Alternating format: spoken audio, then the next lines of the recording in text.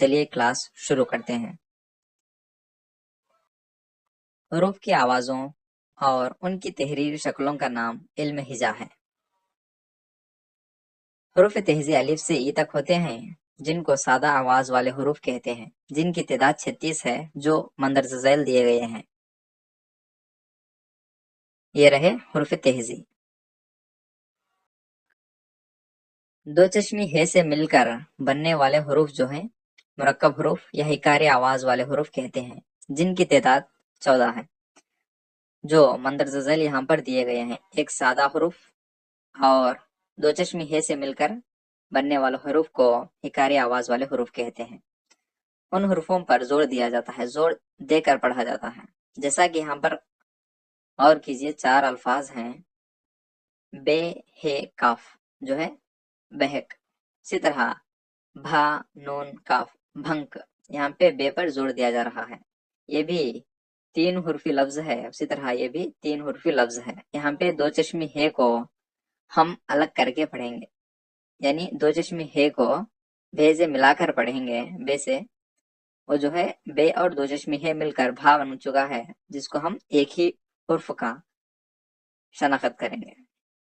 اسی طرح یہاں پر پے ہے الف اڑے جو ہے پہاڑ، یہ 4 حرفی لفظ ہے۔ اسی طرح یہاں پہ پھا الف اڑے جو ہے پھاڑ، یہ 3 حرفی لفظ ہے۔ یہاں پر دو چشمی ہے کے حروف یعنی حکاری آواز والے حروف پر زور دے کر پڑھا جاتا ہے۔ یہ رہے حکاری آواز والے حروف۔ آوازوں کی اعتبار سے حرف تہذی کی 2 قسمیں ہیں۔ پہلا حرف علت، دوسرا حرف صحیح۔ حرف علت جو ہے حروف جسے ادا کرتے وقت اس کی آواز دانت یا زبان وغیرہ سے نہیں ٹکراتی، حرف علت کہلاتے ہیں۔ جو الف، واو، ای، ان تینوں کو حرف علت کہتے ہیں۔ بعض اوقات الف، واو، ای جو ہے اعراب کی شکل میں بھی استعمال ہوتے ہیں۔ الف زبر کے شکل میں استعمال ہوتا ہے، اسی طرح واو پیش کے شکل میں استعمال ہوتا ہے، ای جو ہے زیر کے شکل میں استعمال ہوتا ہے، ان کو اعراب کہتے ہیں۔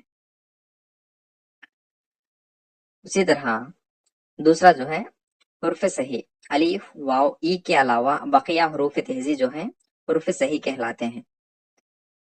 الف، واو، ای حروف تہذی میں موجود ہیں، ان کے علاوہ بقیہ جو جتنے بھی حروف ہیں وہ سب حروف صحیح کہلاتے ہیں۔ یہاں پر مثالیں دیکھیے۔ کام، کاف، الف، میم پر مشتمل لفظ ہے کام، جس میں کاف اور میم جو ہے حرف صحیح ہے، اسی طرح الف جو ہے حرف علت ہے۔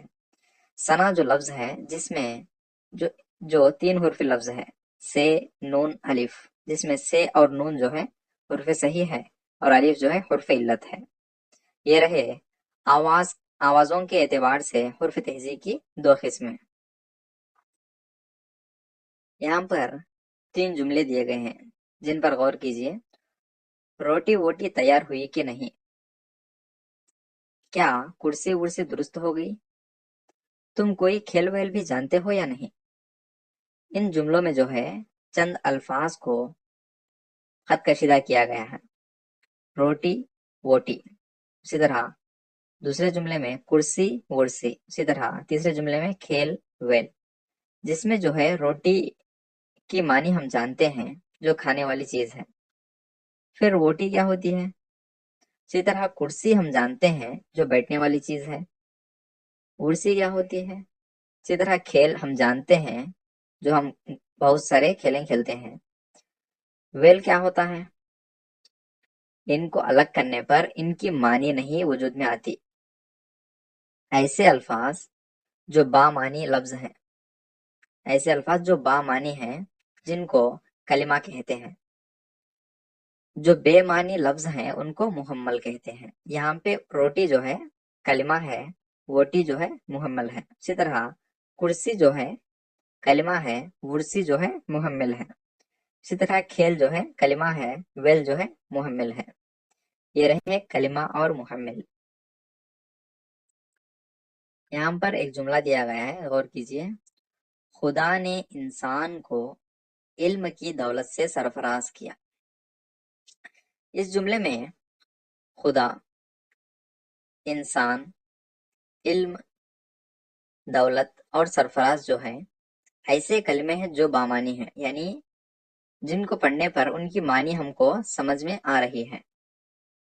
یعنی خدا جو ہے ہم کو پالنے والا ہے، یعنی ہم کو پیدا کرنے والا ہے۔ انسان جو ہم ہیں، علم جو ہے نالج ہے، دولت جو ہے مال زیور سب دولت ہے، سرفراز یعنی اللہ کی طرف سے بہت بڑی نعمت ہے۔ یہ جو ہے بامانی الفاظ ہیں جن کو پڑھنے پر ہم کو معنی سمجھ میں آ رہی ہے۔ ایسے الفاظ جو اپنی معنی آپ دیتے ہیں مستقل کلمہ کہلاتے ہیں۔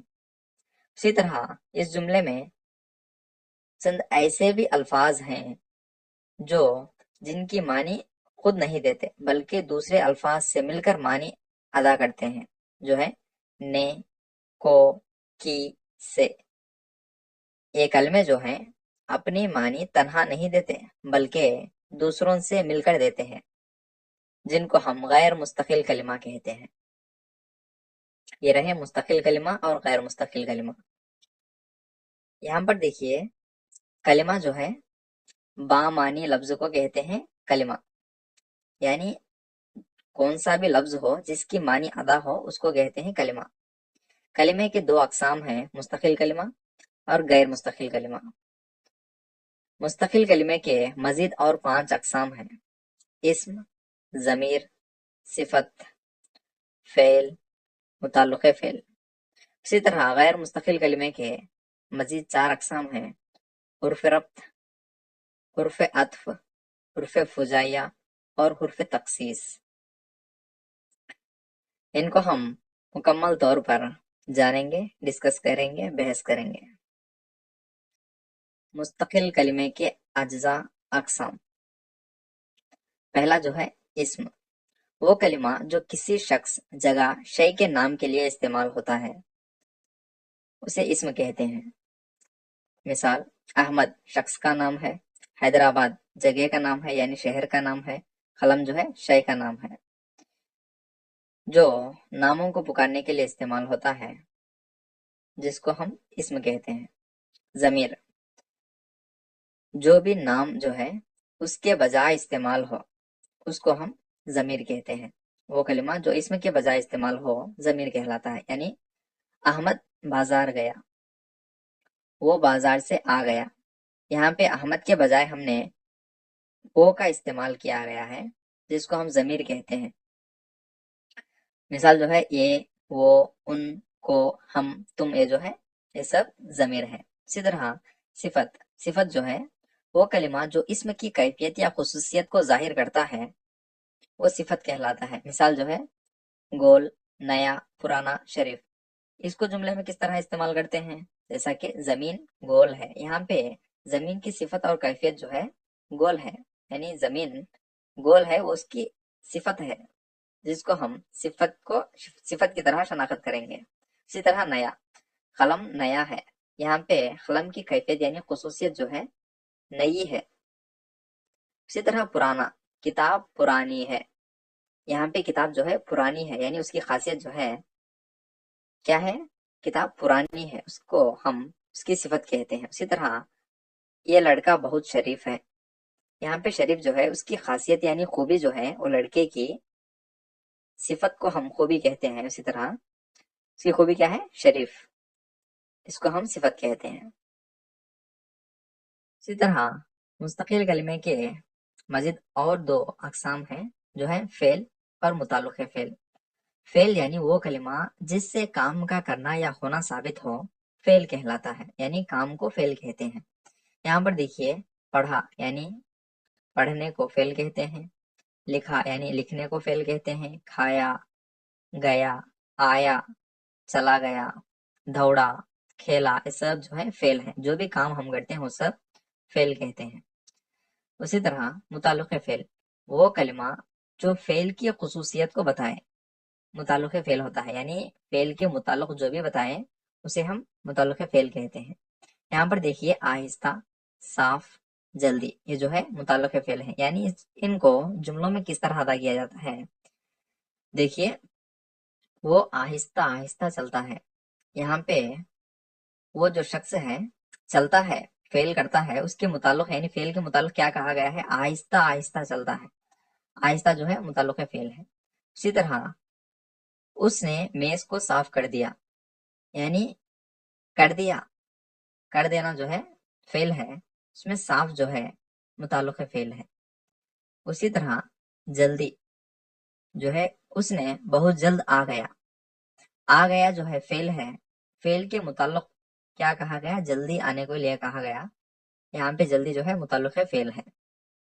یہ رہے فیل اور متعلق فیل، مستقل کلمے کے اجزاء جو ہیں یہ ہیں۔ اسی طرح یہاں پر دیکھیے غیر مستقل کلمے کے اجزاء اور اقسام۔ پہلا جو ہے حرف ربط، وہ الفاظ جو ایک لفظ کا تعلق دوسرے لفظ سے ظاہر کرتے ہیں حرف ربط کہلاتے ہیں۔ یہاں پر دیکھیے انجم ایک لفظ ہے، اسی طرح کتاب اور ایک لفظ ہے، یہاں پہ انجم کی کتاب کہا گیا، جیسا کہ یہاں پر کتاب کا تعلق جو ہے انجم سے جوڑا جاتا ہے۔ کتاب ہے کس کی ہے؟ انجم کی ہے، کتاب کا تعلق انجم سے جوڑا جاتا ہے، یہاں پر کی کا استعمال کیا گیا، اس کو ہم کی کو حرف ربط کہتے ہیں، یعنی یہاں پر ربط قائم کرنے کے لیے حروف کو استعمال کیا گیا، اس کو حرف ربط کہتے ہیں۔ اسی طرح شہر جو لفظ ہے، اسی طرح لوگ ایک اور لفظ ہے، یعنی ان لوگوں کو کس سے ربط کیا گیا، یعنی کس سے جوڑا گیا، تعلق کیا گیا؟ شہر سے تعلق کیا گیا، یعنی شہر کے لوگ ہیں۔ یہاں پہ جو لفظ استعمال ہوا ہے اس کو ہم حرف ربط کہتے ہیں، یعنی دو لفظوں کو دونوں کے بیچ میں تعلق جوڑنے کے لیے جو استعمال ہوتا ہے جو لفظ جو حروف، اس کو ہم حرف ربط کہتے ہیں۔ یہاں پر اور ایک دیکھیے حرف عطف، ایسے حروف جو دو جملوں یا دو اسموں کو ملانے کے لیے استعمال ہوتے ہیں حرف عطف کہتے ہیں۔ یہاں پر دیکھیے عیسیٰ اور ثنا کتاب پڑھ رہے ہیں، عیسیٰ ایک اسم ہے یعنی ایک شخص ہے، ثنا ایک شخص ہے، ان دونوں اسموں کو جوڑنے کے لیے یعنی ملانے کے لیے جو لفظ استعمال ہوا ہے اور اس کو ہم حرف عطف کہتے ہیں، دو اسموں کو یا دو جملوں کو۔ یہاں پر دیکھیے اور ایک جملہ، انجم اسکول سے آئی، جملہ مکمل ہو گیا، اور بیٹھ گئی جو ہے جملہ مکمل ہو گیا۔ یہاں پر ایک جملہ انجم اسکول سے آئی اور بیٹھ گئی، دونوں جملوں کو ملانے کے لیے جو لفظ اور کا استعمال کیا گیا ہے اس کو ہم حرف عطف کہتے ہیں۔ اسی طرح یہاں پر دیکھیے محفل میں امیر و غریب سب موجود ہے، یہاں پہ امیر و غریب دو اسم جو ہے امیر اور غریب جو ہے اسم ہے، ان دونوں کو ملانے کے لیے جو لفظ حروف استعمال کیا گیا ہے واو، اور کو ہم مختصر شکل میں واو کی طرح استعمال کرتے ہیں، اور کو ہم مختصر شکل میں واو کی طرح استعمال کرتے ہیں، یہ حرف عطف ہے۔ یہ رہے حرف ربط اور حرف عطف۔ یہاں پر دیکھیے حرف فجائیہ، یہ غیر مستقل کلمے کی اور ایک قسم ہے۔ حرف فجائیہ جو ہے وہ کلمہ یا الفاظ جو دلی خوشی، رنج، تحسین، نفرت کے اظہار کے لیے ایک زبان سے نکل جاتے ہیں، یعنی جب دل خوش ہو جائے ایسے الفاظ زبان سے نکل جاتے ہیں جن کی معنی نہیں ہوتی۔ اسی طرح جب رنج میں ہوتے ہیں یعنی غم میں ہوتے ہیں اس وقت بھی ایسے الفاظ نکل جاتے ہیں منہ سے ایک نکل جاتے ہیں جن کی معنی نہیں ہوتی۔ یعنی جب خوبصورتی کو دیکھتے ہیں یعنی کسی کی تعریف کرتے ہیں اس جب بھی ایسے الفاظ نکل جاتے ہیں جو معنی نہیں رکھتے۔ اسی طرح نفرت یعنی کسی پر نفرت کا اظہار کرتے وقت بھی زبان سے ایسے الفاظ نکل جاتے ہیں جن کی معنی نہیں ہوتی، ان کو ہم حرف فجائیہ کہتے ہیں۔ اس کو پہچاننے کے لیے ان حروف یا لفظ کے آخر میں یہ نشان ہوتی ہے، یعنی حرف فجائیہ والی علامت ہوتی ہے، علامت فجائیہ۔ یہاں پر مثال دیکھیے سبحان اللہ، آپ نے کیا خوب کہا، یہاں پہ سبحان اللہ جو ہے حرف فجائیہ ہے۔ سنو کل جلدی آؤ، یہاں پہ سنو جو ہے سننا جو ہے فعل ہے، یہاں پہ سنو بلا کر کہا جاتا ہے، پکارنے کو کہا جاتا ہے، اس کو ہم حرف فجائیہ کہتے ہیں۔ اے بچوں خاموش رہو، بچوں یعنی بچہ جو ہے اسم ہے، بچے جو ہے اسم ہے، شخص ہے، یہاں پہ اے بچوں، بچوں کو پکارا جا رہا ہے جس کی معنی نہیں ہوتی، وہ حرف فجائیہ ہیں، ایک ایک زبان سے نکلتے ہیں ان کو پکارنے کے لیے، اس کو ہم حرف فجائیہ کہتے ہیں۔ یہ رہے حرف فجائیہ کے متعلق۔ یہاں پہ اور ایک ہے حرف تخصیص، ایسے حروف جو کسی اسم یا ضمیر یا فعل کے ساتھ آتے ہیں اور ان میں خصوصیت کے معنی پیدا کرتے ہیں۔ یہاں پر مثال دیکھیے، ثنا بھی سبق پڑھ رہی ہے، یعنی ثنا سبق پڑھ رہی ہے، ثنا سبق پڑھ رہی ہے، یہ معمول ہے، ثنا بھی سبق پڑھ رہی ہے، یہاں پہ خصوصیت یعنی خصوصی طور پر بتایا جا رہا ہے کہ ثنا بھی سبق پڑھ رہی ہے۔ یہاں پہ بھی جو لفظ ہے وہ آنے سے جملے میں ثنا کی خصوصیت کو بتا رہا ہے، خصوصی معنی کو بتا رہا ہے۔ طیبہ کو کل اسکول جانا ہے، یہ نارمل معمول ہے، طیبہ کو کل ہی اسکول جانا ہے، یہ جو ہے طیبہ کو کل ہی اسکول جانے کے لیے خصوصی طور پر کہا جا رہا ہے، یعنی نارمل سے جو جاتے ہیں وہ جاتے ہیں، یعنی کل ہی اسکول جانا ہے، خصوصی طور پر بتایا جا رہا ہے۔ اس طرح خصوصی طور پر بتانے کے لیے جو الفاظ استعمال ہوتے ہیں جملے میں، اس کو ہم حرف تخصیص کہتے ہیں۔ یہ رہے مستقل کلمہ اور غیر مستقل کلمے کے اقسام۔ یہاں پر دیکھیے، غیر مستقل کلمے کا ایک قسم ہے حرف فجائیہ، اس کے اجزاء جو ہے مزید اور اقسام ہے اس پر بحث کر رہے ہیں، سماعت فرمائے۔ یہاں پہ دو جملے دیے گئے ہیں، اے خدا مجھے نیک بنا دے، سنو تم کہاں جا رہے ہو، یہاں پہ اے خدا، خدا کو پکار رہے ہیں، اسی طرح سنو یعنی سامنے مخاطب کو پکار رہے ہیں۔ اے خدا اور سنو جو ہے کسی کو مخاطب کرنے یا پکارنے کے لیے استعمال ہوتے ہیں، ان الفاظ کو ہم ندا کہتے ہیں، یعنی ندا کے معنی آواز دینا، پکارنے کے لیے جو الفاظ استعمال ہوتے ہیں ان کو ہم حرف فجائیہ کہتے ہیں، یعنی عام الفاظ نہیں بلکہ حرف فجائیہ کی وہ قسم ہے جو پکارنے کے لیے استعمال ہوتے ہیں، یعنی سامنے والے کو جب بلاتے ہیں، اے سنو اجی، یہ جو ہیں یہ الفاظ جو ہیں حرف فجائیہ کی قسم ندا ہے۔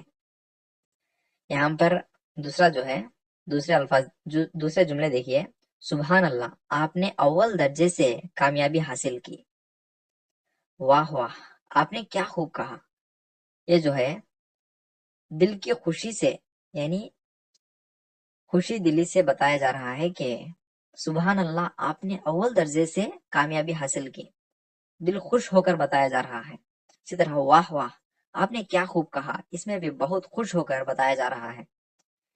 جو سبحان اللہ اور واہ واہ جو ہے دلی خوشی کو اظہار کرنے کے لیے استعمال کیے گئے ہیں جملوں میں، یہ جو ہے حرف فجائیہ کی صورت جو ہے انبساط ہے، یعنی خوشی کو اظہار کرتے وقت استعمال ہونے والے الفاظ۔ یہاں پر دیکھیے مزید جو جملے ہیں، دو جملے ہیں، شاباش تم نے کیا کارنامہ انجام دیا، ماشاء اللہ کیا خوبصورت مکان ہے، یہاں پہ دلی خوشی نہیں بلکہ تعریف کے لیے استعمال کیا گیا ہے، تم نے کیا کارنامہ انجام دیا، جو مخاطب جو ہے ایسا کام کر دیا جس کو تعریف کرنے کے قابل بن گیا، اس کو ہم شاباشی کے ذریعے تعریف کرتے ہیں۔ اسی طرح ایسا مکان دس گیا ہم کو، اس کی خوبصورتی کو دیکھ کر ماشاء اللہ کہنے لگے، یعنی اس مکان کو تعریف کرنے لگے۔ ایسے الفاظ جو تعریف کرنے کے لیے استعمال ہوتے ہیں وہ حرف فجائیہ کی صورت جو ہے تحسین ہے، یعنی حسن کے متعلق تعلق رکھتی ہے، تعریف کے متعلق تحسین۔ یہاں پر جملے دیکھیے، نعوذ باللہ مجھے بری عادتوں سے نفرت ہے، تف ہے تمہاری بری عادتوں پر، یہاں پر جو ہے نفرت کو ظاہر کیا جا رہا ہے۔ یہ خط کشیدہ الفاظ جو ہیں نعوذ باللہ اور تف ہے، یہ الفاظ نفرت کو اظہار کر رہے ہیں، اظہار کرنے کے لیے استعمال کیا گیا ہے، جن کو ہم نفرین کہتے ہیں۔ یہ صورت جو ہے حرف فجائیہ کی نفرین کہلاتی ہے۔ اسی طرح دیکھیے، خبردار آئندہ ایسی حرکت مت کرنا، ایک جملہ ہے۔ اسی طرح ارے تم نے کیا کر دیا، اس جملے میں خبردار آئندہ ایسی حرکت مت کرنا، یعنی مخاطب کو ہم یہاں پہ دھمکی دے رہے ہیں، یعنی ڈرا رہے ہیں۔ اسی طرح یہاں پہ دوسرے جملے میں جو ہے ارے تم نے یہ کیا کر دیا، یہاں پہ تعجب کا اظہار کیا جاتا ہے۔ ایسے الفاظ جو یعنی ڈرانے یا دھمکی دینے یا تنبیہ کرنے، اسی طرح تعجب ہونے کے لیے استعمال ہوتے ہیں، ان الفاظ کو تنبیہ اور تعجب کہتے ہیں۔ حرف فجائیہ کی یہ صورت کو تنبیہ اور تعجب کہتے ہیں۔ اسی طرح یہاں پر دو مزید جملے ہیں۔ اف، گرمی بہت زیادہ ہے۔ افسوس، محنت کے باوجود کامیابی نہ مل سکی۔ یہ الفاظ، خط کشیدہ الفاظ جو اف اور افسوس جو ہے، یہاں پہ رنج کو اظہار کر رہے ہیں، یعنی دکھ اور درد کو اظہار کر رہے ہیں۔ ایسے الفاظ جو دکھ اور درد یا رنج و تعصب کو اظہار کرتے ہیں، ان کو ہم رنج و تعصب کہتے ہیں۔ یہ جو ہے یہ حرف فجائیہ کی صورت رنج و تعصب کہلاتی ہے۔ یہ رہے حرف فجائیہ کے تعلق سے۔ اور مستقل کلمے کے 5 اقسام ہیں: اسم، ضمیر، صفت، فعل اور متعلق فعل۔ اس میں پہلی صورت اسم جو ہے اس کے متعلق سے اب جانیں گے۔ اسم کے اقسام جو ہے 2 ہیں: اسم عام، اسم خاص۔ اسم عام وہ ہے، وہ نام جو کسی عام آدمی، شے، مقام کو ظاہر کرتا ہے۔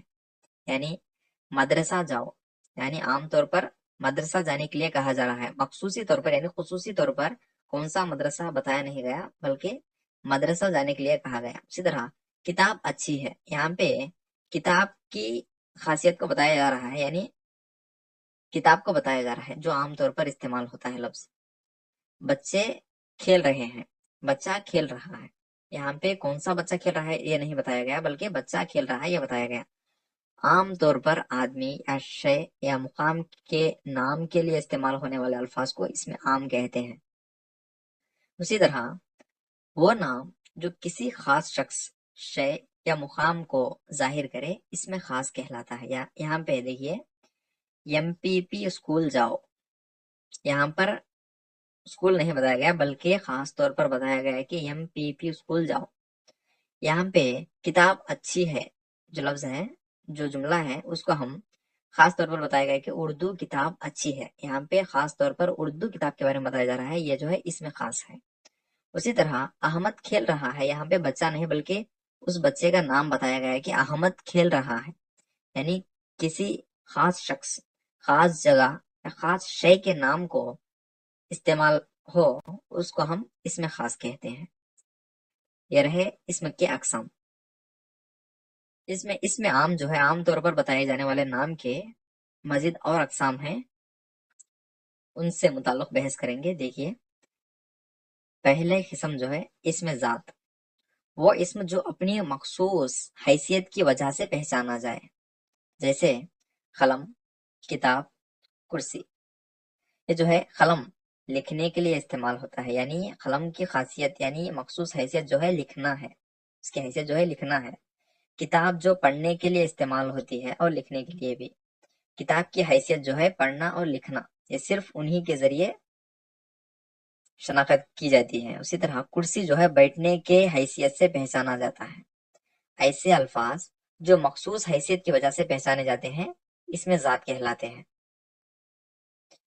اس میں کیفیت، وہ اسم ہے جو کسی اسم کی اصل کیفیت یا حقیقت کو بتاتا ہے۔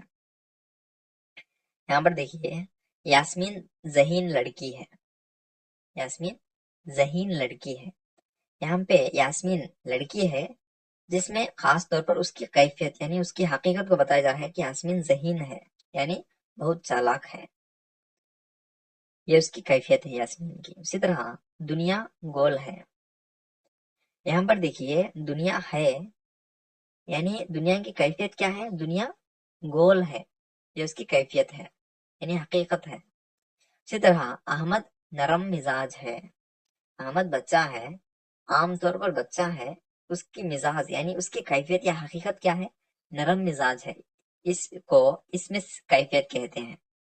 یہ رہے اس میں ذات اور اس میں کیفیت۔ اس کے مزید اور اقسام ہیں جو آگے چل پڑیں گے۔ یہاں پر دیکھیے اس میں اعلیٰ، وہ اسم جو کسی اعلیٰ औजार और हथियार का नाम हो, इसमें आला कहलाता है। जैसे बेलन से रोटी बनाओ, यहाँ पे रोटी बनाने के लिए किस आले का इस्तेमाल किया गया? बेलन का। इसको हम इसमें आला कहते हैं। सब्बल से जमीन खोदो, दरांती से घास काटो, यहाँ पे जो आले इस्तेमाल किए गए हैं सब्बल और दरांती, इनको हम इसमें आला कहते हैं, यानी आले का नाम इस्तेमाल किया गया है। यहाँ पर देखिए इसमें ज़र्फ, वो इसमें जो मका, मका यानी जगह, मका वक्त और जमाने को बताए, वो इसमें जो मका वक्त और जमाने को बताए, इसमें ज़र्फ कहलाता है। यहाँ पर देखिए गांव, आम तौर पर कहना, खास तौर पर नहीं बल्कि आम तौर पर, गांव, शहर, जिला, यहाँ पे खास जिला, खास शहर और खास गांव नहीं बताया गया, सिर्फ गांव, शहर और जिला जो जगहों को बता रहे हैं, इनको हम हुर्फ यानी इसमें ज़र्फ कहते हैं। इसी तरह सुबह सवेरे, घंटा, सदी जो वक्त और जमाने को बताने के लिए, जाहिर करने के लिए इस्तेमाल होते हैं, इनको हम इसमें ज़र्फ कहते हैं।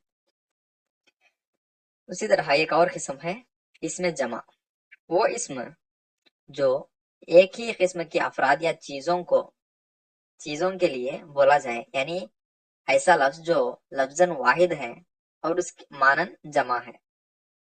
यहाँ पर देखिए मिसाल, जमात लफ्ज वाहिद है जिसकी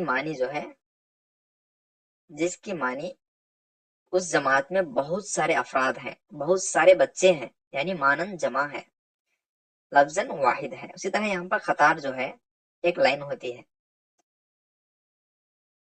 जो है एक सफ होती है जो लफ्जन वाहिद है, एक सफ, उस सफ में बहुत सारे अफराद हैं, बहुत सारे बच्चे हैं, बहुत सारे हैं यानी जमा है, इसको हम इसमें जमा कहते हैं। उसी तरह फौज में बहुत सारे लोग होते हैं, सफ लफ्जन वाहिद है और मानन जमा है।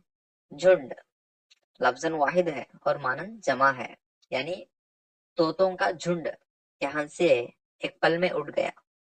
इस जुमलों में तोतों का झुंड, तोता जो है, झुंड जो है लफ्ज वाहिद है बल्कि उसमें बहुत सारे तोते मौजूद हैं, इसको हम इसमें जमा कहते हैं। ये रहे इसमें आला, इसमें ज़र्फ और इसमें जमा, इसमें आम के अकसाम ये है। और इसमें खास के अकसाम जो है यहाँ पे मजीद बताए गए हैं।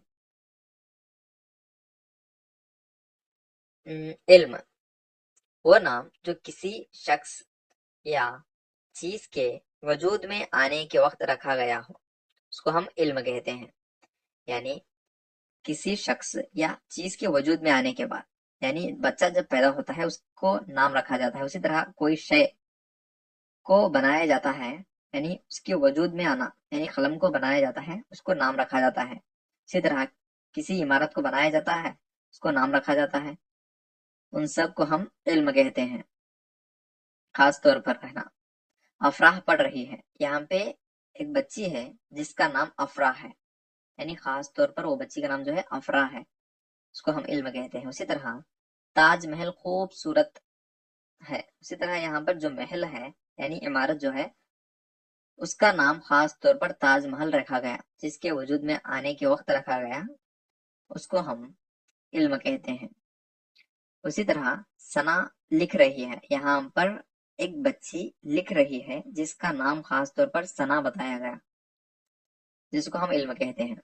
उसी तरह उर्फ वो छोटा सा नाम जो मोहब्बत या हिकारत से पुकारा जाए, यानी किसी बच्चे को या लड़के को, यानी हमारे रिश्तेदारों को मोहब्बत या हिकारत से पुकारने के लिए ऐसे छोटे छोटे अल्फाज को चुन लेते हैं जो प्यार भरी होते हैं। उसी तरह यहाँ पर देखिए, जैसे मुन्नू घर जाओ, छोटू पढ़ो, चुन्नू अलमारी बना रहा है।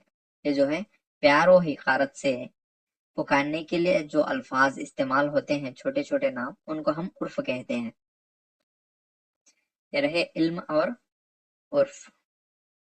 उसी तरह मजीद और अकसाम है लक़ब, वो इस्म खास जो किसी सिफत या खासियत की वजह से मशहूर हो जाए, यानी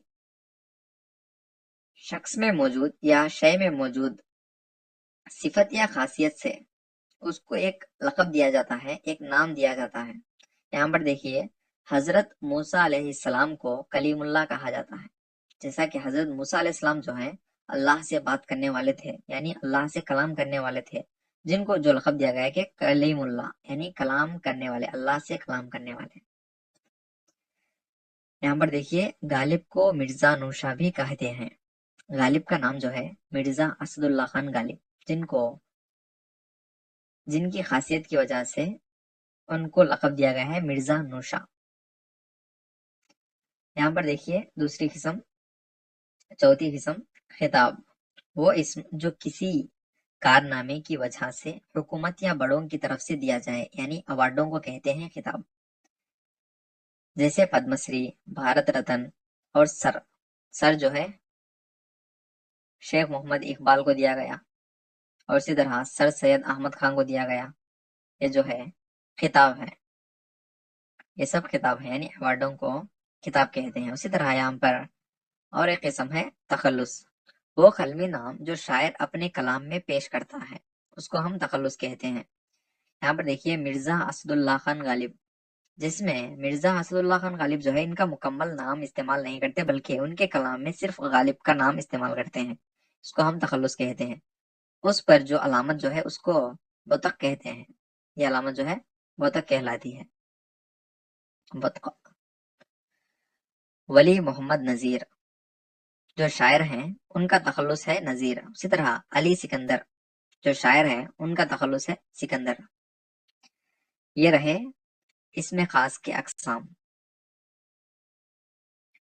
اور مستقل کلمے کی اور ایک قسم جو ہے ضمیر ہے، اس کے مزید اور اقسام ہیں، اور فرمائیے ضمیر شخصی، وہ ضمیر جو کسی شخص کے نام کے بجائے استعمال ہوتا ہے، وہ ضمیر جو کسی شخص کے نام کے بجائے استعمال ہوتا ہے ضمیر شخصی کہلاتا ہے۔ یعنی جیسے میں ایک شخص ہوں، وہ ایک شخص ہے، ان ایک شخص ہے، تم ایک شخص ہے، یعنی شخصوں کو بتانے کے لیے، یعنی شخص کو بتانے کے لیے جو ضمیر استعمال ہوتا ہے اس کو ضمیر شخصی کہتے ہیں۔ اسی طرح ضمیر مصولہ، وہ ضمیر جو کسی بیان کی وضاحت یا دو جملوں کو ملانے کے لیے استعمال ہوتا ہے اس کو ضمیر مصولہ کہتے ہیں۔ جیسے یہاں پر دیکھیے اس جملے میں یہ وہی آدمی ہے جو کل ملا تھا، یہاں پہ وہی آدمی کو بتایا جا رہا ہے کہ جو کل ملا تھا اس کی وضاحت کر رہا ہے، یہ وہی آدمی ہے جو کل ملا تھا، یہاں پہ ڈسکرائب کر رہا ہے کہ وہ کل ملا تھا۔ یہاں پہ جو لفظ استعمال ہوا ہے جو، اس کو ہم ضمیر مصولہ کہتے ہیں۔ اسی طرح وہ کتاب جو گم ہو گئی تھی مل گئی، یہاں پہ وہ کتاب جو ہے گم ہو گئی تھی مل گئی، کون سی کتاب؟ جو گم ہو گئی تھی، وہ کتاب مل گئی جو گم ہو گئی تھی۔ یہاں پہ جو کتاب مل گئی ہے اس کے بارے میں بتایا جا رہا ہے کہ جو گم ہو گئی تھی وہ مل گئی۔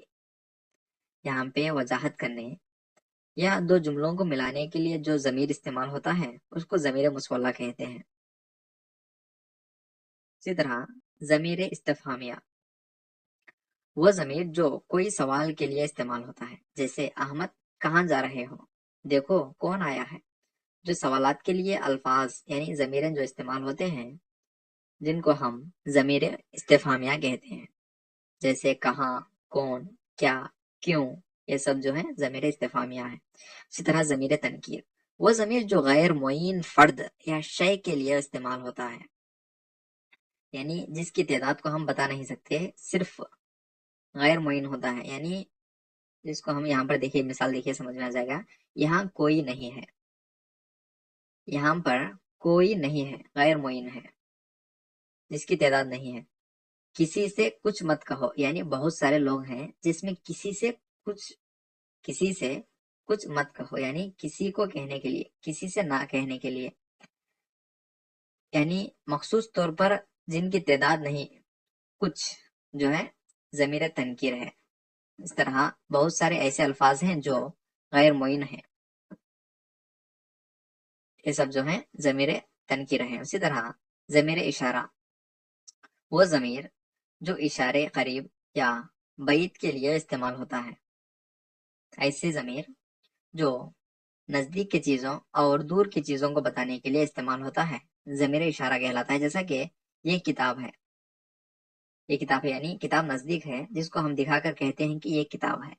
اسی طرح وہ قلم ہے یعنی قلم دور ہے، اس کو دکھا کر کہتے ہیں وہ قلم ہے. یعنی نزدیک کی چیزوں اور دور کی چیزوں کو بتانے کے لیے جو ضمیر استعمال کیا جاتا ہے اس کو ہم ضمیر اشارہ کہتے ہیں. یہ رہے ضمیر کی اقسام. اسی طرح مستقل کلمے کی اور ایک قسم جو ہے صفت ہے. اس کی اقسام دیکھیے غور فرمائیے.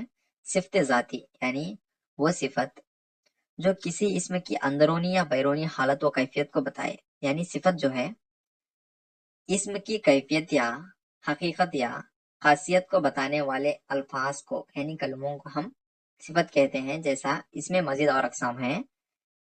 وہ صفت جو کسی اسم کی اندرونی یا بیرونی حالت کو بتائے. جیسا کہ ایک کتاب ہے، کتاب ہلکی ہے یعنی کتاب ہلکی ہونا اس کی اندرونی خاصیت ہے. کتاب رنگین ہے یعنی کتاب ظاہری طور پر رنگین دکھ رہی ہے جو بیرونی حالت ہے، بیرونی کیفیت ہے. اس کو ہم ضمیر یعنی صفت ذاتی کہتے ہیں. اسی طرح دوسری قسم جو ہے صفت نسبتی، وہ صفت جو کسی اسم سے یا یہ معروف کے ذریعے منسوب کی جاتی ہے. یعنی ایسی صفت جو ایک شخص کا تعلق ایک جگہ سے منسوب کیا جاتا ہے یعنی منسوب کیا جاتا ہے، تعلق جوڑا جاتا ہے. جیسا کہ ایک لڑکا جو ہے حیدرآبادی ہے یعنی حیدرآباد سے تعلق رکھتا ہے، اس کا تعلق جو ہے حیدرآباد سے جوڑا جا رہا ہے، اس کا تعلق جو ہے حیدرآباد سے منسوب کیا جا رہا ہے، جوڑا جا رہا ہے، ملایا جا رہا ہے یا معروف کے ذریعے. یعنی حیدرآباد کے آخر میں یا معروف یعنی ای کو استعمال کر کے حیدرآبادی بنا دیا، یہ لڑکا جو ہے حیدرآبادی ہے. اس کو ہم صفت نسبتی کہتے ہیں. اسی طرح یہ ایرانی کھجور ہے، یہ کھجور جو ہے ایران سے تعلق رکھتے ہیں یعنی ایران کے کھجور ہے، ایرانی ہے. یہ جو ہے صفت نسبتی ہے. یہ صفت کے دو اقسام رہے. اسی طرح اس کے مزید اور اقسام ہیں، غور فرمائیے. صفت عددی، وہ صفت جو اسم کی تعداد کو بتائے. یعنی 10 آم لے لو، یہاں پہ آم لے لو جو ہے اسم ہے اور فعل ہے، جس میں آم کی خاصیت یعنی کیفیت کو بتایا جا رہا ہے کہ کیا ہے 10 آم. یہ جو ہے صفت عددی ہے. وہ صفت جو تعداد کو بتائے صفت عددی کہلاتی ہے. اسی طرح یہاں پہ 2 کتابیں لے جاؤ، کتابیں لے جاؤ جو ہے معمول ہے. یہاں پہ کتابیں کتنی یعنی کتابوں کی خاصیت کیا ہے جو تعداد کو بتا رہی ہے، 2 کتابیں، یہ صفت عددی کہلاتے ہیں. اسی طرح ایسے الفاظ جو ایسے صفت جو تعداد کو بتائے وہ صفت عددی ہوتے ہیں. وہ صفت جو اسم کی مقدار کو بتائے وہ جو ہے صفتی مقداری ہوتے ہیں. جیسے تن بھر کپڑا یعنی جو ماپتے ہیں اس کے بھر کپڑا جو ہے مقدار کو بتاتا ہے. من بھر روٹی، یہ سب جو ہے مقداری ہیں. اسی طرح مقدار یعنی کوانٹیٹی، ناپنا تولنا، ان سب مقداروں کو صفت مقداری کہتے ہیں. اسی طرح ایک اور صفت صفت ضمیری، وہ ضمائر جو صفت کا کام دیتے ہوں. ضمیر جو ہے اسم کے بجائے استعمال ہوتا ہے، بعض اوقات وہ ضمیر کے یعنی صفت کے طرح بھی استعمال ہوتا ہے. ویسا جہاں پر دیکھیے تم سا جہاں میں کوئی نہیں، یہاں پہ وہ ضمائر جو اسم کے آگے یعنی سامنے آتے ہیں ان کو ہم صفت ضمیری کہتے ہیں. یہ جو ہے مختصر سی شناخت ہے. ایسے ضمائر جو اسم کے آگے آتے ہیں صفت ضمیری کہتے ہیں. یہاں پر اور ایک جملہ دیکھیے، ایسی موٹر کار میں نے نہیں دیکھا. یعنی موٹر کار میں نے نہیں دیکھا جو ہے نارمل ہے. ایسی موٹر کار جو ہے یعنی ایسی موٹر کار اس صفت کو بتایا جا رہا ہے، یعنی خاص طور پر بتایا جا رہا ہے کہ یہ موٹر کار، ایسی موٹر کار، یہ صفت ضمیری ہوتی ہے. یہاں پہ ضمیر کا استعمال کیا گیا ہے. یہ جو ہے صفت کی اقسام ہے. یہاں پر دیکھیے زمانے کے لحاظ سے فعل کے اقسام، یعنی فعل جو ہے وہ کلمہ جو کام کا ہونا یا کرنا ثابت ہو یا ظاہر ہو اس کو ہم فعل کہتے ہیں، یعنی کام کو فعل کہتے ہیں۔ مختصر طور پر بتایا جائے تو کام کو فعل کہتے ہیں۔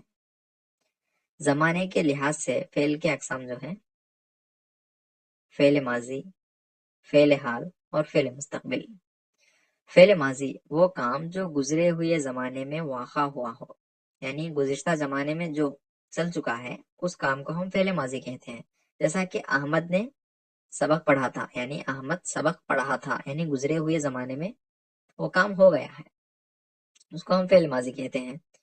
اسی طرح فعل حال وہ کام جو موجودہ زمانے میں جاری ہو، جیسا کہ احمد سبق پڑھ رہا ہے، یعنی اب احمد سبق پڑھ رہا ہے، یعنی یہ کام یہ فعل جو ہے اب چل رہا ہے، یعنی جاری ہے، اس کو ہم فعل حال کہتے ہیں۔ اسی طرح فعل مستقبل وہ کام جو آئندہ زمانے میں واقع ہوگا اس کو ہم فعل مستقبل کہتے ہیں۔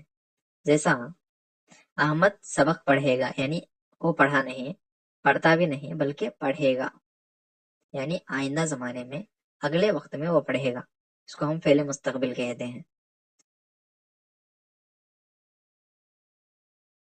فعل ماضی کے اقسام، یعنی گزرے ہوئے زمانے کے بہت سارے اقسام ہیں۔ دیکھیے، ماضی مطلق وہ فعل ماضی جس سے کسی فعل کا کرنا معلوم ہو، یعنی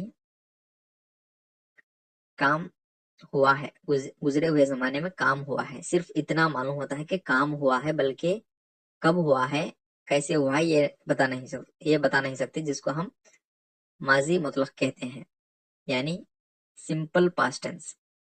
جیسے احمد آیا، یعنی احمد آیا، گزرے ہوئے زمانے میں احمد آیا۔ محمد لکھا، یعنی گزرے ہوئے زمانے میں محمد لکھا تھا۔ یہ رہے ماضی مطلق، کام ہونے کو ظاہر کرتا ہے۔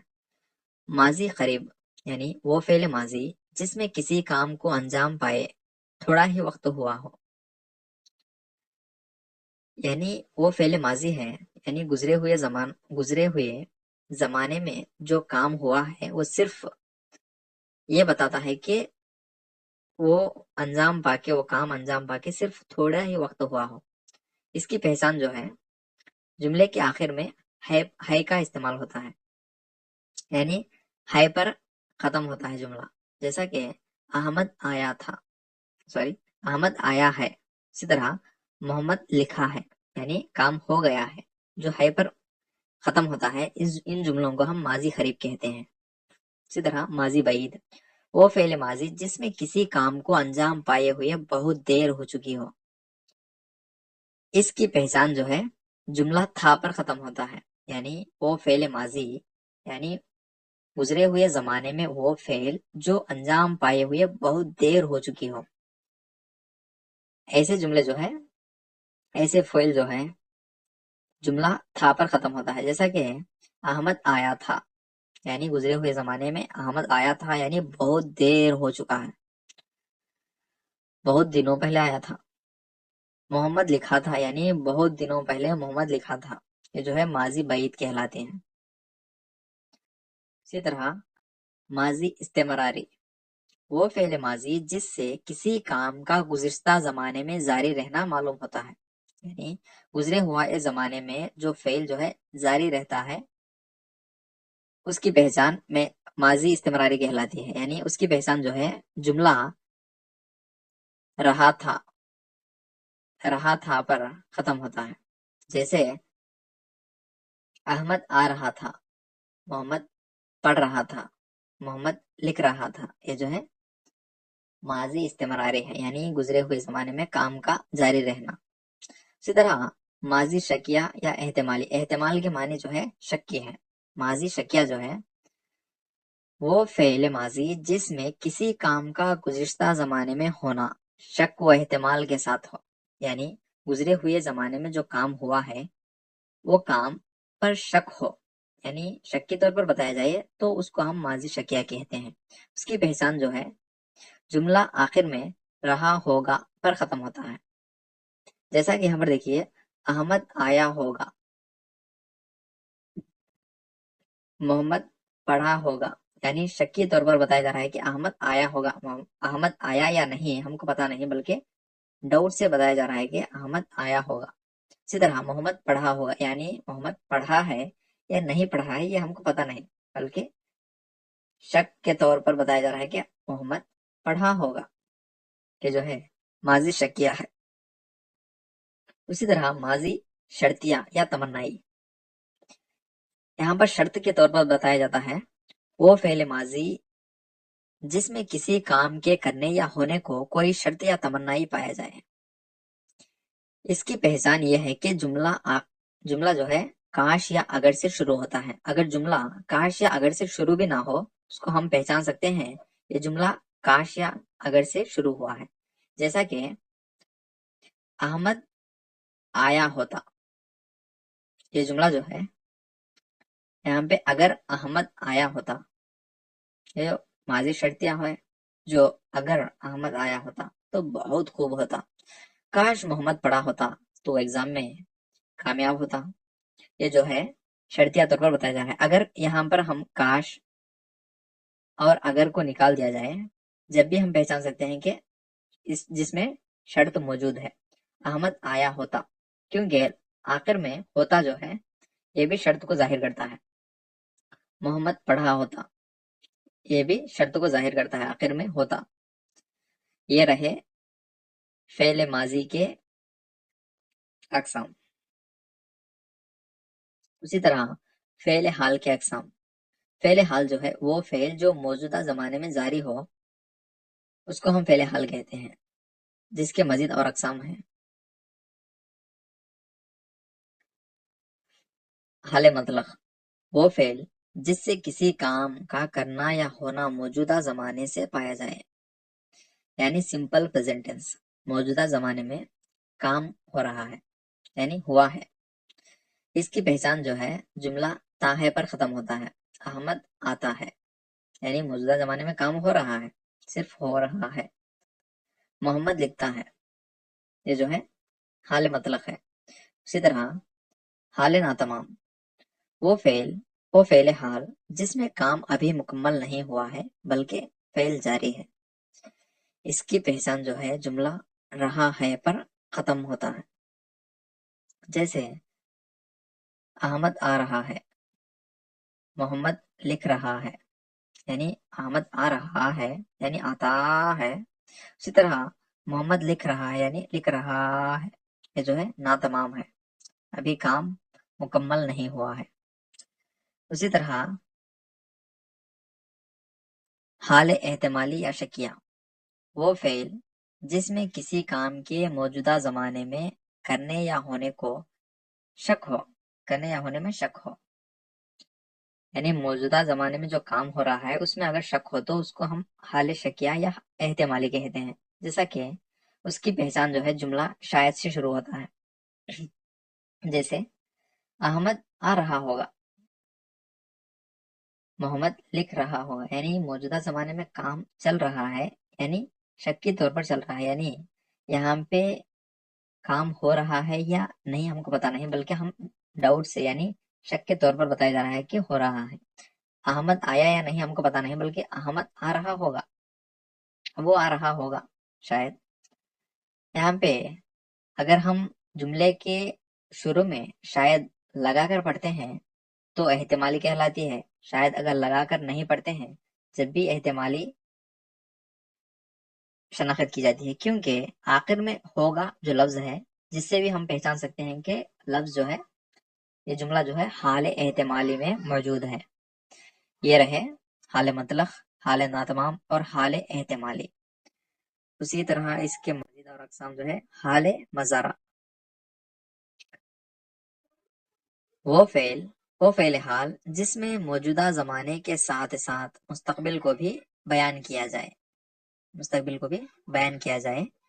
اس کو ہم حال مضارع کہتے ہیں. جیسا کہ مثال دیکھیے، محنت کرو کامیابی ملے گی، یعنی محنت کرو جو ہے حال کا کام ہے، یعنی فعل حال ہے. کامیابی ملے گی یعنی کامیابی کب ملے گی؟ آئندہ زمانے میں ملے گی. یہ جو ہے وہ فعل حال جو موجودہ زمانے کے ساتھ ساتھ مستقبل کو بھی بیان کیا جائے حال مضارع کہلاتا ہے. کام کرتے رہو یعنی فعل حال ہے. اسی طرح تنخواہ ملے گی کب ملے گی؟ آئندہ زمانے میں ملے گی. یہ جو ہے حال مضارع کہلاتا ہے۔ یہاں پر معنی کے لحاظ سے فعل کے اقسام۔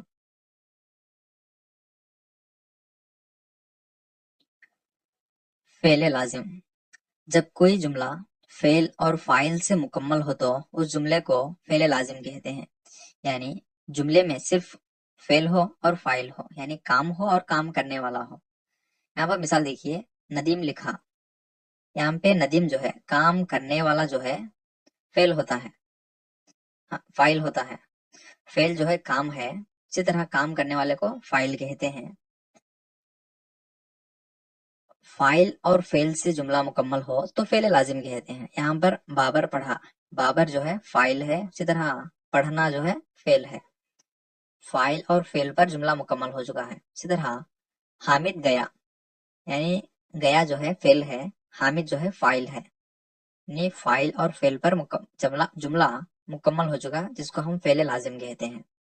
اسی طرح فعل متعدی، جملے میں فعل، فاعل اور مفعول پایا جائے وہ جملہ جو ہے فعل متعدی کہلاتا ہے۔ مثال جو ہے حامد فٹ بال کھیل رہا ہے، یہاں پہ حامد جو ہے فاعل ہے، یعنی کام کرنے والا جو ہے ہمیشہ اسم ہوتا ہے وہ فاعل ہوتا ہے۔ اسی طرح فعل یعنی کام کیا ہو رہا ہے، یہاں پہ کھیل رہا ہے، یعنی کھیلنا جو ہے فعل ہے۔ اسی طرح فٹ بال کیا کھیل رہا ہے، حامد کیا کھیل رہا ہے، اس کو ہم وہ جو ہے فٹ بال ہے، یعنی اس کو ہم مفعول کہتے ہیں۔ کام کو فعل کہتے ہیں، کام کرنے والے کو فاعل کہتے ہیں۔ وہ کام کس پر ہوتا ہے، یعنی اس کام کا اثر کس پر ہو رہا ہے اس کو ہم مفعول کہتے ہیں۔ یہاں پر دیکھیے، شاہد خط لکھ رہا ہے، شاہد فاعل ہے، یعنی کام کرنے والا۔ لکھ رہا ہے یعنی لکھنا جو ہے فعل ہے۔ شاہد کیا لکھ رہا ہے، یعنی لکھنا کس پر، یہ لکھنا جو کام ہے کس پر اثر ہو رہا ہے، خط پر ہو رہا ہے، خط کو ہم مفعول کہتے ہیں۔ ان جملوں میں فعل، فاعل اور مفعول پائے جاتے ہیں جس کو ہم فعل متعدی کہتے ہیں۔ اس طرح یہاں پر دیکھیے فعل ناقص، ایسا جملہ جس میں فاعل کے فعل کا اثر دکھائی نہ دے بلکہ اس کی کیفیت ظاہر ہو،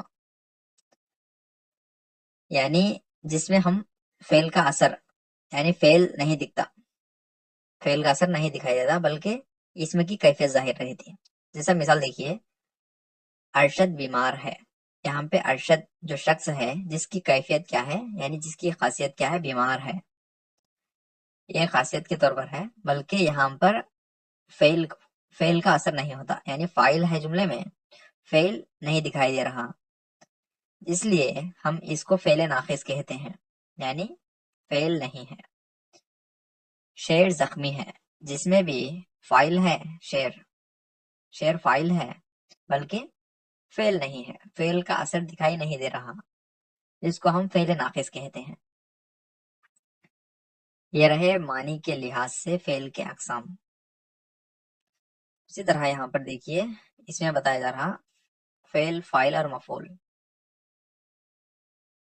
یہاں پر دیکھیے ایک جملہ جو ہے، ارشد کتاب پڑھے گا، ارشد کتاب پڑھے گا، یہ 3 الفاظ ہیں۔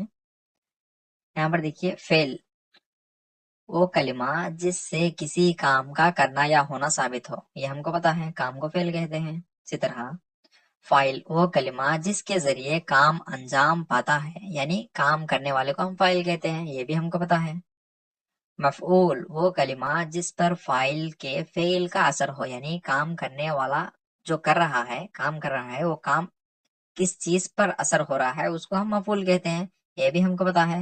تو رہی بات اس جملے میں ارشد کتاب پڑھے گا، ارشد کام کرنے والا کون ہے، ارشد ہے، جس کو ہم فاعل کہتے ہیں۔ اسی طرح احمد کیا کر رہا ہے، کتاب پڑھ رہا ہے، یعنی پڑھنا جو ہے کام ہے، کیا کام کر رہا ہے، پڑھ رہا ہے، یہ جو ہے فعل ہے، یعنی کیا پڑھ رہا ہے، پڑھنے کا اثر کس پر ہو رہا ہے، کتاب پر ہو رہا ہے۔ احمد یعنی ارشد جو پڑھ رہا ہے اس کا اثر کس پر ہو رہا ہے؟ کتاب پر ہو رہا ہے۔ کتاب کو ہم مفعول کہتے ہیں۔ یہ رہے فاعل، فعل اور مفعول۔ تو آگے بڑھتے ہیں۔ یہاں پہ فعل کے مزید اور قسمیں ہیں، اقسام ہیں۔ دیکھیے فعل معروف اور فعل مجہول۔ یہاں پر چند جملے ہیں جن پر غور کیجیے۔ خالد نے خط لکھا۔ یہاں پہ بتایا جا رہا ہے کہ خالد نے خط لکھا، جس میں فاعل ہے خالد، اسی طرح لکھنا جو ہے فعل ہے، یعنی کیا لکھ رہا ہے؟ خط لکھ رہا ہے، یہ مفعول ہے۔ یہاں پہ مختصر طور پر کہا گیا کہ خط لکھا گیا، یعنی خط لکھا گیا، کون لکھا گیا یہ پتا نہیں ہم کو۔ یہاں پہ فاعل نہیں دکھائی دے رہا۔ ایسے جملوں کو، یعنی جس جملے میں فاعل نہ ہو بلکہ جملہ مکمل ہو، جس کو ہم فعل مجہول کہتے ہیں۔ جس جملے میں فعل، فاعل اور مفعول ہو، یا فعل اور فاعل ہو، اس جملے کو ہم فعل معروف کہتے ہیں۔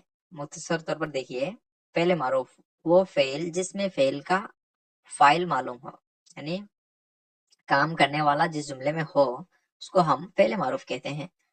جس جملے میں کام کرنے والا ظاہر نہ ہو اس کو ہم فعل مجہول کہتے ہیں۔ یہاں پر دیکھیے، پروین نے نماز پڑھی۔ پروین نماز پڑھی، اس جملے میں پتہ چل رہا ہے کہ کون کام کر رہا ہے، یعنی پروین کام کر رہی ہے۔ اسی طرح اس جملہ دیکھیے، یہ جملہ دیکھیے، نماز پڑھی گئی، نماز پڑھائی گئی۔ اس طرح جملے جو ہے جس میں نماز مفعول ہے، جیسا کہ پڑھنا جو ہے فعل ہے، اس کا اثر کس پر ہو رہا ہے؟ نماز پر ہو رہا ہے۔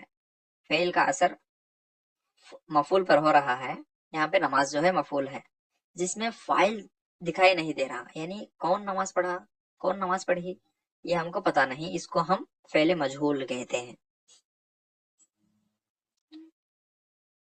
یہاں پہ فعل کی مزید اور اقسام ہیں، فعل مثبت اور فعل منفی۔ یہاں پر دیکھیے، جملے پر غور کیجیے۔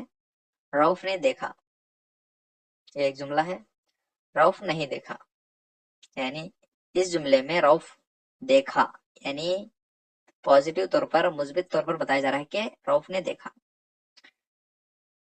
اس جملے میں یہ بتایا جا رہا ہے کہ رؤف نہیں دیکھا،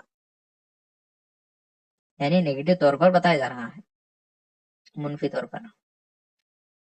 اسی طرح احمد گھر گیا، اس جملے میں احمد گھر گیا جو ہے پازیٹیو طور پر، مثبت طور پر بتایا جا رہا ہے، یعنی کام ہو رہا ہے۔ اسی طرح احمد گھر نہیں گیا، اس میں کام نہیں ہوا، جیسا کہ یہاں پر دیکھیے ڈیفینیشنز۔ فعل مثبت وہ فعل جس میں کسی کام کا ہونا ثابت ہو، یعنی کام کا ہونا ثابت ہو تو فعل مثبت کہتے ہیں۔ وہ فعل جس میں کسی کام کا نہ ہونا ثابت ہو، یعنی کام نہ ہونے کو ثابت کیا جاتا ہے، یعنی احمد گھر نہیں گیا، یہاں پہ کام نہیں ہوا بلکہ کام ہی نہیں ہوا جیسا کہ کام کا نہ ہونا ثابت ہو اس کو ہم فعل منفی کہتے ہیں، یعنی نیگیٹو سینٹینس اور پازیٹیو سینٹینس۔ یہ رہے فعل مثبت اور فعل منفی۔ یہاں پر فعل کے مزید اور اقسام ہیں، فعل امر اور فعل نہیں۔ امر ہم جانتے ہیں، امر یعنی حکم، جیسا کہ جلدی جاؤ، استاد کا ادب کرو۔ ان جملوں میں ہم حکم کر رہے ہیں، یعنی امر کر رہے ہیں، آرڈر کر رہے ہیں، جلدی آؤ، مخاطب کو کہتے ہیں جلدی آنے کے لیے۔ اسی طرح استاد کا ادب کرو، بچوں سے کہتے ہیں کہ استاد کا ادب کرو۔ اسی طرح ان جملوں میں دیکھیے، غصہ مت کرو، جھوٹ مت بولو، یہاں پہ مت بولنے کے لیے کہا جا رہا ہے۔ وہ فعل جس میں کسی کو کوئی کام کرنے کا حکم دیا جائے فعل امر کہلاتا ہے۔ اسی طرح وہ فعل جس کے کرنے سے کسی کو روکا جائے، یہاں پر دیکھیے غصہ مت کرو، غصہ مت کرنے کے لیے، غصہ نہ کرنے کے لیے بتایا جا رہا ہے، جس کو ہم فعل نہیں کہتے ہیں، نہیں یعنی نہیں کرنا۔ اسی طرح جھوٹ مت بولو، یعنی جھوٹ مت بولنے کے لیے، جھوٹ مت کہنے کے لیے بتایا جا رہا ہے، یعنی جھوٹ سے روکا جا رہا ہے، اس کو ہم فعل نہیں کہتے ہیں۔ یہ رہے فعل امر اور فعل نہیں۔ اسی طرح لفظ کے اقسام، یہاں پر دیکھیے یعنی کلاس کے شروع میں ہم حرف کے تعلق سے بتائے رہے تھے، یہاں پر لفظ کو بتا رہے ہیں۔ لفظ وہ ہوتا ہے جو حروف کے چند حروف کا مجموعہ ہوتا ہے، یعنی بامانی ہوتا ہے۔ بامانی لفظ واحد کو مفرد لفظ کہتے ہیں، یعنی ایسا لفظ جو بامانی ہو، اکیلا ہو، جس کو ہم مفرد لفظ کہتے ہیں، یعنی سنگل ورڈ، جیسا کہ سنگولر۔ مثال خوص، خوص یعنی کمان۔ اسی طرح گل یعنی پھول، شاد یعنی خوشی۔ یہ جو ہے سنگل ورڈ ہیں، جن کی معنی بھی سنگل ہے، معنی تو سنگل ہی ہوتی ہے، یہ جو ہے واحد لفظ ہیں، مفرد لفظ ہیں۔ مرکب لفظ یعنی دو لفظوں کا بامانی مجموعہ مرکب لفظ کہلاتا ہے، یعنی دو لفظ مل کر ایک لفظ بنتے ہیں، ایک معنی کو ادا کرتے ہیں، جس کو ہم مرکب لفظ کہتے ہیں۔ جیسا کہ مثال دیکھیے، خوص خزاں، یعنی خوص جو ہے کمان ہے، یہاں پہ خوص خزاں دو حرفوں کا یعنی دو لفظوں کا مجموعہ ہے۔ معنی طور پر یہ بتایا جا رہا ہے کہ ریمبو، جس کو ہم ریمبو کہتے ہیں۔ اسی طرح گل ازار یعنی گل جو ہے پھول ہے، یہاں پہ دو لفظوں کا استعمال کیا ہے، گل اور ازار، جس کی معنی ہے نرم رخسار یعنی نرم گال۔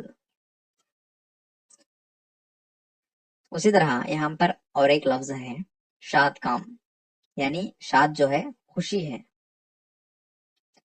مفرد لفظی طور پر شاد جو ہے خوشی ہے، یہاں پہ مرکب لفظ شاد اور کام کا مجموعہ ہے، شاد کام کو ہم اچھا کام کہتے ہیں۔ یہ رہے مفرد لفظ اور مرکب لفظ۔ تو آگے بڑھیں، تو مرکب لفظ کے اقسام، مزید اور اقسام ہیں، جیسا کہ مرکب غیر اضافی اور مرکب اضافی، اضافی آ گئے یہاں پہ اسپیلنگ مسٹیک، اضافی، مرکب اضافی اور مرکب توصیفی۔ یہاں پر دیکھیے، دو یا دو سے زائد الفاظ کو ایک ہی معنی اور مفہوم کے لیے جوڑنا جو ہے مرکب غیر اضافی کہلاتا ہے۔ دو یا دو سے زائد الفاظ کو ایک ہی معنی اور مفہوم کے لیے جوڑنا جو ہے مرکب غیر اضافی کہلاتا ہے، یعنی دو الفاظ کا مجموعہ جو ایک ہی معنی ادا کرتا ہو، جس کو ہم مرکب غیر اضافی کہتے ہیں، جس میں کسی علامت، کسی حرف کا استعمال نہیں کیا جاتا، جیسے جدوجہد ایک ہی لفظ ہے، مرکب لفظ ہے۔ قوم پرست دو لفظوں کا مجموعہ ہے، یعنی مرکب لفظ ہی ہے، ایک ہی معنی ادا ہو رہی ہے۔ اسی طرح ترقی پسند، یہ بھی دو لفظوں کا مجموعہ ہے، مرکب لفظ ہے، جس کو ہم مرکب غیر اضافی کہتے ہیں۔ اسی طرح یہاں پر دیکھیے مرکب اضافی، ایک اسم کا تعلق دوسرے اسم یا صفت یا فعل سے جوڑا جائے، جس کو ہم مرکب اضافی کہتے ہیں۔ یہاں پر دیکھیے مثال، یوم آزادی، فن تعمیر، جس میں علامت زیر کا استعمال کیا گیا، جس کو ہم کسرہ کہتے ہیں، علامت کسرہ، نوٹ کر لیجئے، علامت کسرہ۔ ایسے دو الفاظ جو علامت کسرہ کے ساتھ جڑے ہوں، ملے ہوں، اس کو ہم مرکب اضافی کہتے ہیں، یعنی یوم آزادی، جس کو ہم اس طرح لکھ سکتے ہیں کہ آزادی کا دن، آزادی کا دن، یعنی اگر ہم کسرہ یعنی علامت زیر ہٹا دیں تو اس کو ہم تبدیل کر کے لکھ سکتے ہیں کہ آزادی کا دن۔ اسی طرح فن تعمیر جو ہے تعمیر کا فن، زیر ہٹانے پر ہم کو حروف جو ہے حروف ربط، یعنی دو لفظوں کو ملانے کے لیے جو الفاظ حروف استعمال ہوتے ہیں، حروف ربط کہلاتے ہیں، وہ ہم کو ملتے ہیں، وہ جو ہے حروف اضافت کہلاتے ہیں۔ یہاں پر دیکھیے مضاف یعنی جس کا تعلق جوڑا جائے، یہاں پہ آزادی کا دن، آزادی کا دن، یہاں پہ دن کا تعلق آزادی سے جوڑا جا رہا ہے، दिन का ताल्लुक आजादी से जोड़ा जा रहा है। किसका ताल्लुक जोड़ा रहा है?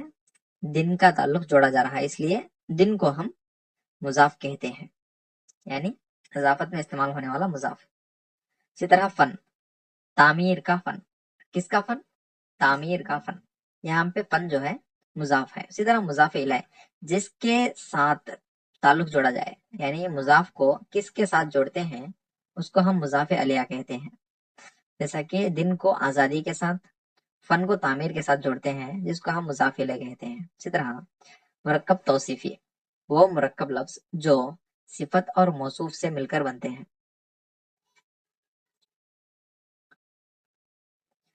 ऐसे हरूफ जो मुरक्कब लफ्ज जो सिफत और मौसूफ से मिलकर बनते हैं।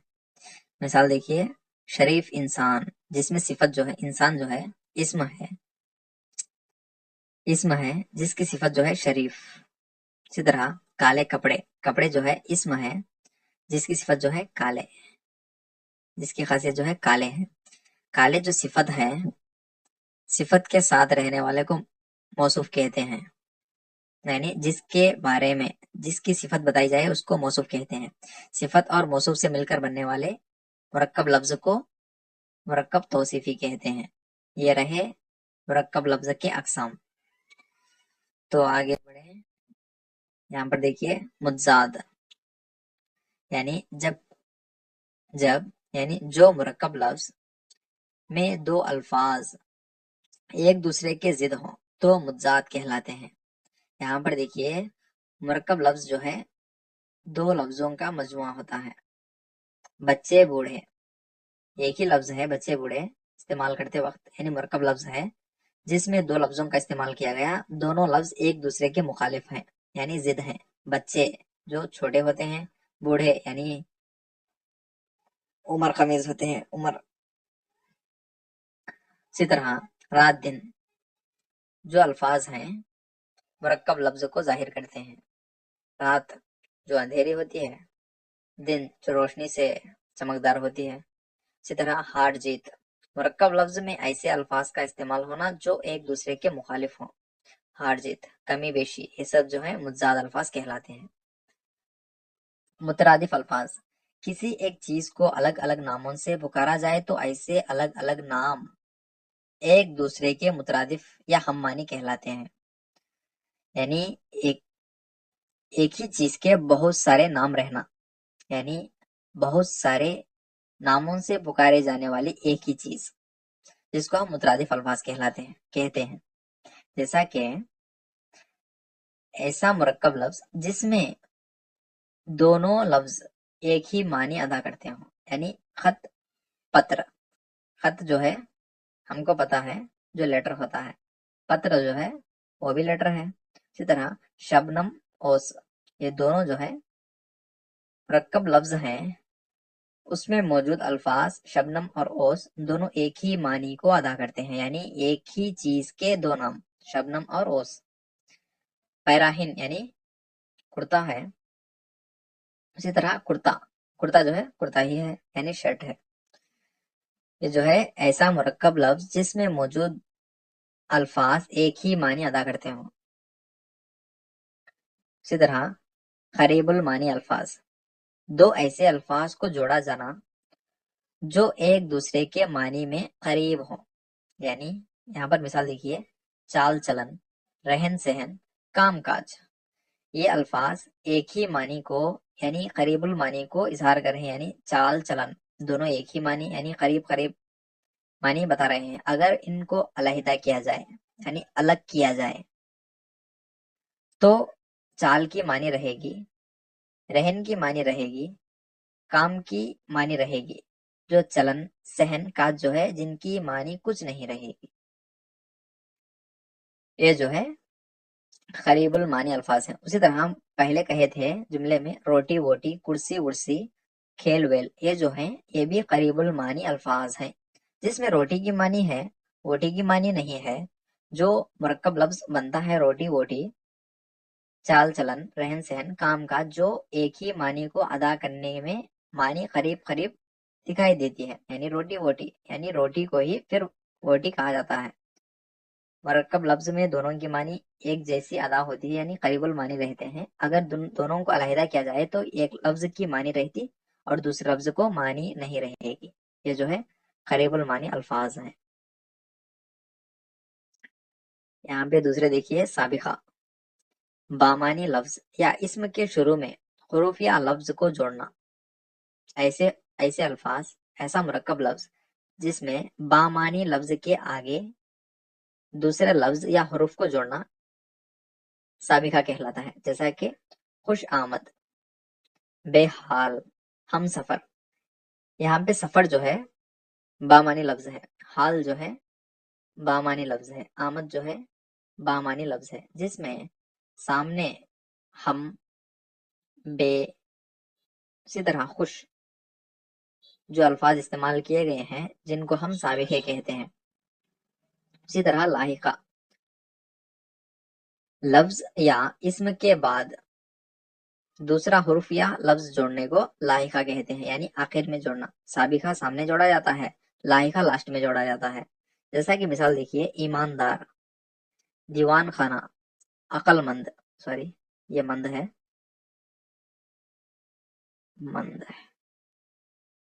مید نہیں، مند ہے، ایماندار۔ ایمان جو بامانی لفظ ہے جس کے آخر میں ایک حرف دار کو استعمال کیا گیا۔ دیوان جو بامانی لفظ ہے جس کے آخر میں خانے کا استعمال یعنی اضافت کیا گیا۔ عقل جو بامانی لفظ ہے جس کے آخر میں مند کا استعمال کیا گیا۔ یہ جو ہے یہ مرکب لفظ جو بامانی کے آخر میں حروف یا لفظ کو جوڑا جائے، جس کو ہم لاحقہ کہتے ہیں، جس میں ہم ہنٹ جو ہے سابقہ سامنے ہوتا ہے، لاحقہ لاسٹ میں ہوتا ہے۔ اس طرح یاد رکھیے، بہت آسانی رہے گی۔ تکرار لفظی یعنی تکرار رہنا، کسی بات پر زور دینا ہو تو الفاظ کی تکرار کی جاتی ہے، یعنی بار بار کہی جاتی ہے۔ ایسی ترکیب کو تکرار لفظی کہتے ہیں۔ یہاں پر دیکھیے مثال، احمد خوشی خوشی گھر چلا گیا۔ احمد خوشی گھر چلا گیا، یہ جو ہے نارمل ہے، جس میں احمد کی خوشی کو زیادہ طور پر یعنی زور دے کر بتایا جائے تو احمد خوشی خوشی گھر چلا گیا، اس کی خوشی کو تکرار کیا گیا ہے۔ اسی طرح یہاں پر دیکھیے، گھر گھر دیپ جلے ہیں، یعنی ہر گھر دیپ جلے ہیں، یہ الگ بات ہے، یعنی گھر گھر دیپ جلے ہیں، یہاں پہ گھر پر زور دیا جا رہا ہے، یعنی تکرار کیا جا رہا ہے، جس کو ہم ایسے الفاظ جو تکراری طور پر یعنی بار بار کہیں تو ہم تکراری لفظی کہتے ہیں۔ یہ رہے سابقہ، لاحقہ اور تکرار لفظی۔ تو یہاں پر دیکھیے جملہ، چند حروف کا مجموعہ بامانی مجموعہ لفظ کہلاتا ہے۔ چند بامانی لفظوں کا بامانی مجموعہ جو ہے جملہ کہلاتا ہے۔ ایسے الفاظ یعنی الفاظ کا ایسے مسلسل مجموعے کا نام ہے جس سے بات پورے طور پر سمجھ میں آ جائے، جملہ کہلاتا ہے۔ مثال دیکھیے، شادان کتاب پڑھتی ہے، جس میں شادان کتاب پڑھتی ہے معنی بہت آسانی سے سلیسی طور پر سمجھ میں آ رہی ہے۔ اسی طرح انور بیمار ہے، جو ہے جس کی معنی ہم کو سمجھ میں آ رہی ہے کہ انور بیمار ہے۔ اگر اس جملے کو ہم کتاب شادان پڑھتی ہے، اس طرح نہیں، پڑھتی ہے شادان کتاب، یہ جو ہے بے ترتیب ہے، جس کی معنی ادا نہیں ہوتی، جس کو ہم جملہ نہیں کہتے۔ ایسے لفظوں کا مجموعہ جو بامانی طور پر بات مکمل طور پر سمجھ میں آ جائے، جس کو ہم جملہ کہتے ہیں۔ رہی بات، ایک جملے کے دو عناصر ہوتے ہیں، جیسا کہ مبتدا اور خبر۔ مبتدا یعنی جملے میں جس شخص یا شے کے بارے میں کہا جائے وہ مبتدا کہلاتا ہے، یعنی جملے میں جس چیز کے بارے میں بتایا جا رہا ہو وہ مبتدا کہلاتا ہے۔ اگر اس چیز کے بارے میں جو کچھ بھی بتایا جائے وہ خبر کہلاتی ہے۔ جیسا کہ یہاں پر دیکھیے، مبتدے کے بعد کا حصہ یعنی مبتدے کے بارے میں جو کچھ بھی بتایا جائے، کہا جائے، وہ جو ہے خبر ہے۔ یہاں پر دیکھیے، جیسے راشد روزانہ نماز پڑھتا ہے، یہاں پر کس کے بارے میں بتایا جا رہا ہے؟ راشد کے بارے میں، یہ جو ہے مبتدا ہوتا ہے۔ اسی طرح راشد کے بارے میں کیا بتایا جا رہا ہے؟ روزانہ نماز پڑھتا ہے، یہ سب جو ہے خبر ہوتا ہے۔ اسی طرح یہ جملہ دیکھیے، لڑکیاں گانا گا رہی ہیں، اس میں کس کے بارے میں بتایا جا رہا ہے؟ لڑکیوں کے بارے میں بتایا جا رہا ہے. یہ لڑکیاں جو ہے مبتدا ہوتے ہیں. اسی طرح لڑکیوں کے بارے میں کیا بتایا جا رہا ہے؟ گانا گا رہی ہے. یہ سب جو ہے خبر کہلاتی ہیں. یعنی مبتدا سبجیکٹ ہوتا ہے، خبر جو ہے پریڈیکیٹ ہے. یہ رہے جملے کے عناصر. جملے کے اقسام.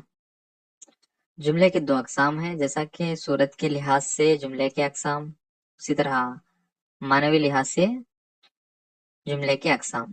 صورت کے لحاظ سے جملے کے اقسام اگر دیکھے جائیں تو منفرد جملہ. منفرد جملہ وہ ہوتا ہے جس میں ایک مبتدا اور ایک خبر ہوتی ہے. جیسا کہ مثال دیکھیے، طاہر اور آج نہیں آیا. طاہر یعنی اس جملہ کس کے بارے میں بتایا جا رہا ہے؟ طاہر کے بارے میں. طاہر جو ہے مبتدا ہوتا ہے. اسی طرح طاہر کے بارے میں کیا بتایا جا رہا ہے؟ آج نہیں آیا. یہ جو بتایا ہے یہ خبر ہے. اس طرح جملے میں ایک مبتدا اور ایک خبر ہو تو منفرد جملہ کہتے ہیں.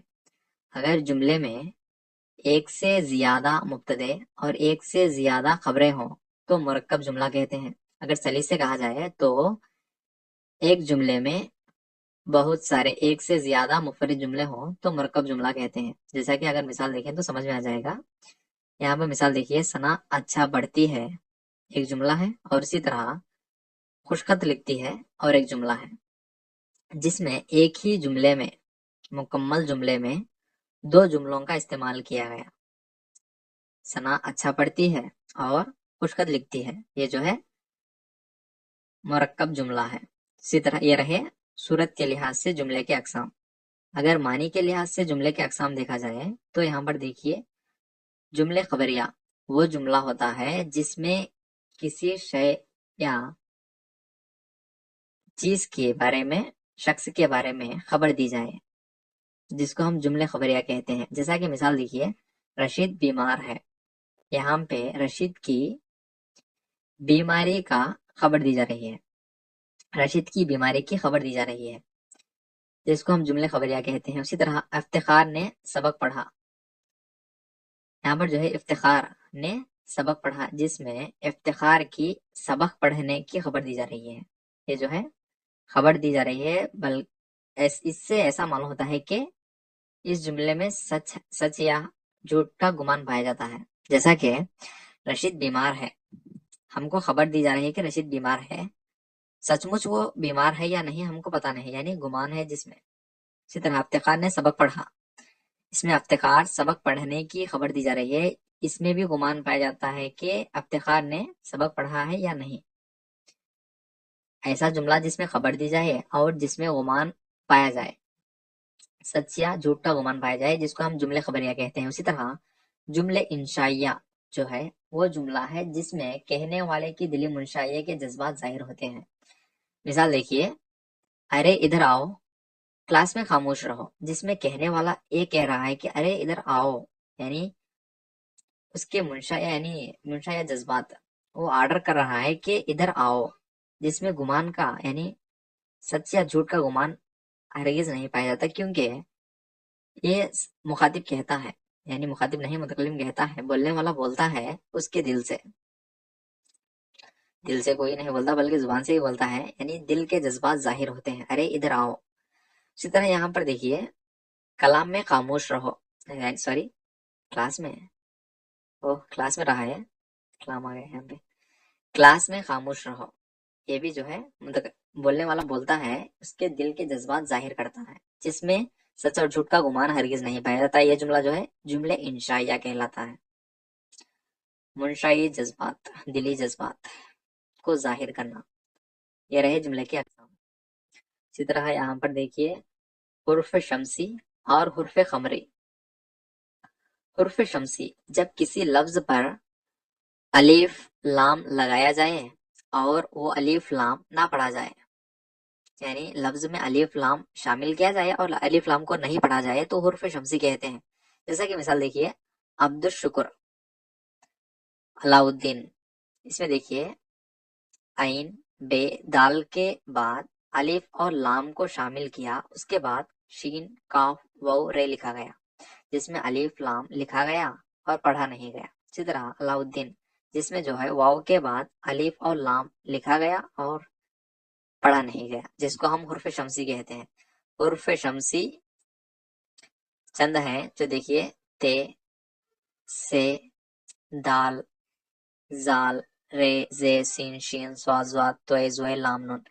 ان حروف کے آگے اگر الف لام لکھا جائے تو ان کو پڑھا نہیں جاتا کیونکہ یہ حرف شمسی ہیں۔ حرف قمری، جب کسی لفظ میں الف لام لگایا جائے اور الف لام پڑھا بھی جائے تو حرف قمری کہلاتے ہیں۔ یہاں پر دیکھیے مثال نور العین، اسی طرح عبد الوہاب، یہاں پہ نور کے بعد الف لام لکھا گیا ہے، اسی طرح نور العین، رے کا مقام جو ہے عین یعنی لام پر پڑتا ہے، یعنی رے کی آواز لام پر پڑتی ہے، لام پر جمتی ہے، نور العین۔ اسی طرح عبد الوہاب میں دال کی آواز لام پر پڑتی ہے، عبد الوہاب۔ یہ جو ہے الف لام لکھا جائے اور پڑھا بھی جائے حرف قمری کہلاتا ہے۔ جیسا کہ اس کے چند حروف ہیں الف، بے، جیم، ہے، خے، عین، غین، فے، خاف، کاف، میم، واو، ہے، ای۔ یہ حروف جو ہیں ان حروف کے آگے اگر الف لام لکھا جائے تو ان کو پڑھا بھی جاتا ہے کیونکہ یہ حرف قمری ہیں۔ اگر حرف شمسی اور حرف قمری میں